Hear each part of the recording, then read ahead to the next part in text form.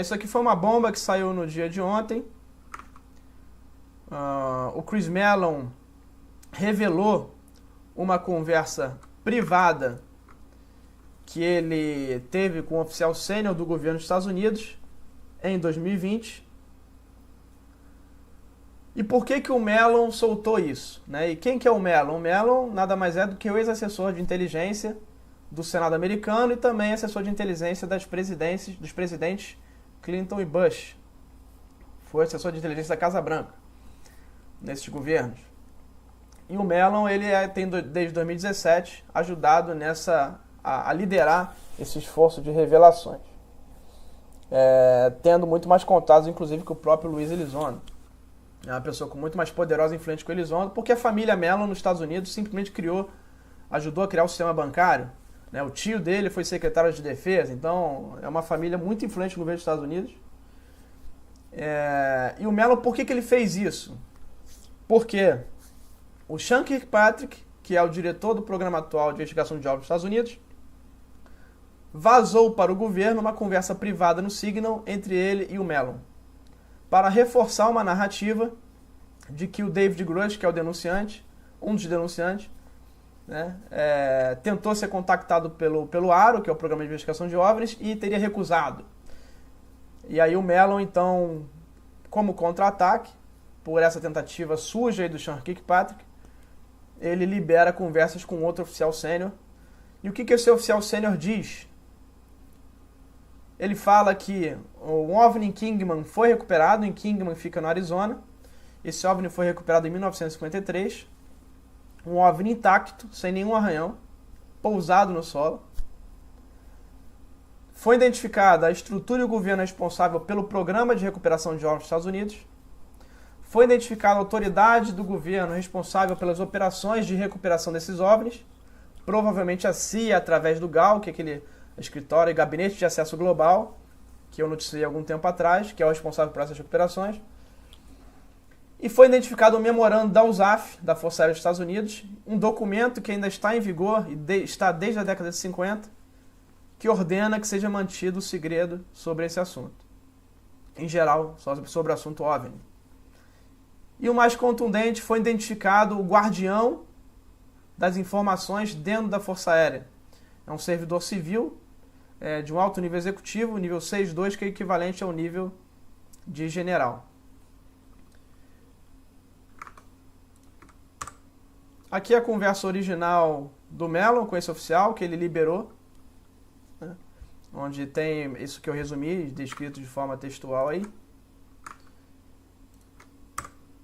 E aqui a gente vai ver o que foi o caso Kingman, né? O que a história conta sobre o caso de OVNI em Kingman, para vocês saberem um pouco o que deve ter acontecido lá. A gente não sabe se é isso que é a verdade, mas pelo menos ter uma noção do que aconteceu naquele local. Deixa eu passar aqui a minha imagem para cá. Spring 1953, the Atomic Energy Commission unleashed a series of massive explosions at the Nevada test site, codenamed Upshot Knothole. In the same time period, across the state line in Arizona, witnesses reported seeing a fleet of 8 flying saucer-type craft engaged in what looked like a dogfight. This is an artist's rendition of the event. According to historian and former museum curator Harry Drew, 3 of those unknown craft ended up on the ground near Kingman in May 1953. So I didn't go into this with a preconceived notion that I would find the Kingman UFO anything. I never expected a second one. And I thought it was all done, and then the information about the third one on the 24th came to me.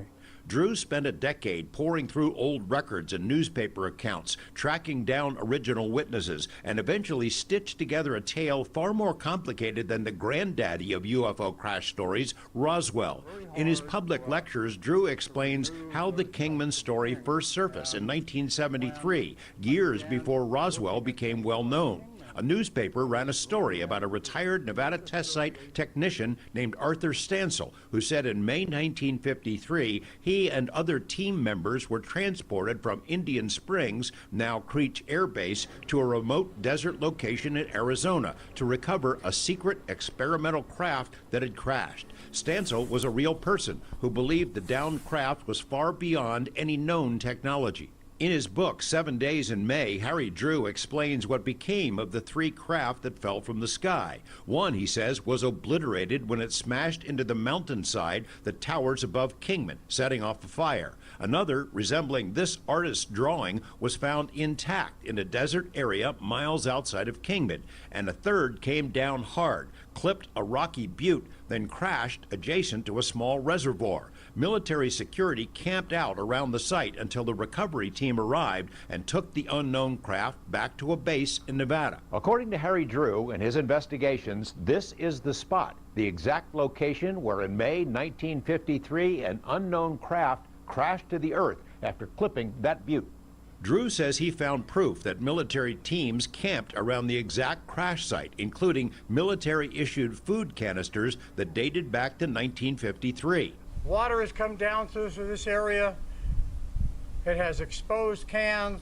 They go down into the ground a ways, probably not much more than half a foot. UFO writers have speculated that if the Kingman stories were true, then maybe the nuclear tests in Nevada caused the unknown craft to be knocked from the sky near Kingman. Drew says the real cause was a trio of immensely powerful experimental radar sites set up in and around the town. The retrieval team arrived just in time on the 22nd of May when the Red Lake craft, flying down the flyway from north to south, ran through a corridor where high output, high energy, short pulse microwave radiation radar was installed and operating. Complaints locally about birds being killed, and I mean all kinds of things that happen. The story is hotly debated even within UFO circles. Drew says he's been able to document not only the crashes, but how the craft were secretly transported to Nevada. And one of those machines was essentially intact, he says.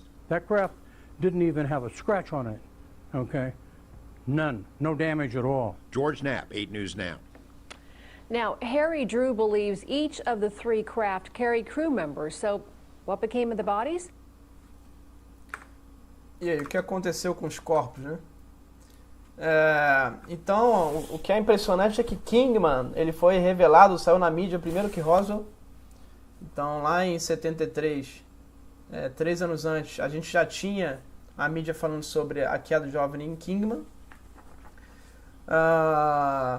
E o que é discutido é o número de OVNIs. Não se sabe se eram 3 ou se foi um que foi pousado, se outros 2 caíram, o que aconteceu com outros 2. É discutível ver para onde foi levado, é discutível qual foi o motivo, principalmente qual foi o motivo da queda desse OVNI. Reparem que no começo da matéria fala-se um combate aéreo entre 8 naves e que 3 teriam caído. E lembre-se também que o próprio piloto Ryan Graves da Marinha Americana e outros vêm falando que existem nos nossos céus batalhas aéreas entre diferentes facções de inteligências não humanas, e que esse seria um dos motivos de vez em quando algumas dessas aeronaves caem. Talvez inteligências não humanas malevolentes contra inteligências não humanas benevolentes pelo controle disso aqui. Talvez, pode ser o que aconteceu em Kingman. Outra versão é que os Estados Unidos estavam testando um corredor de novos radares potentíssimos naquela área, e isso poderia ter interferido em uma dessas naves. Lembrando que a gente tem a teoria também de que essas naves poderiam não ser algo daqui a 1 milhão de anos avançada, poderia ser algo centenas de anos, né? Lembrando que a gente tem previsão daqui a 50, 100 anos ter uma nave dessa, de acordo com o avanço que a gente tem hoje na física, na tecnologia. Então, se não for algo muito avançado, como muitas pessoas falam que poderiam ser até humanos voltando no tempo, 50, 100 anos à frente, essas naves eventualmente poderiam ser afetadas por uma tecnologia como, por exemplo, micro-ondas de alta potência.